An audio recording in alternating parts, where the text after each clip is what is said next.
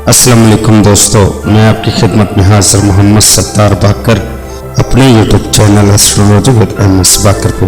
दोस्तों, आज का जो वीडियो का मौजू है बुर्ज असद का मर्द और बुर्ज कौस की औरत की अज़दवाजी तलाक़ात का मौसम पेश करूंगा। तो दोस्तों, वीडियो को आगे बढ़ाने से पहले मैं तमाम ख़वातीन हज़रात से गुजारिश करूंगा कि मेरे चैनल को सब्सक्राइब कर लें।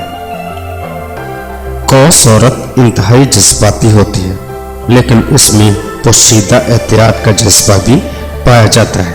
मोहब्बत के मामले में उसके अंदर वालहाना और शिद्दत होती है, लेकिन उसके मूड की मुनासबत से उस शिद्दत में कमी पेशी हो सकती है। कौस औरत तन्हा जिंदगी गुजारने की बजाय अज़दवाजी जिंदगी में ज़्यादा मुसर्रत महसूस करती है और उसके लिए जीवन साथी का ज़हीन, शफीक और मुहमजू होना ज़रूरी है।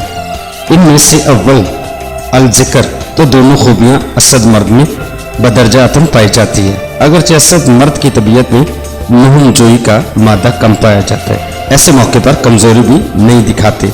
उसके अलावा असद मर्द कौस औरत की रफाकत में सब्र व मफामत का भी मुजाहरा करना पड़ता है।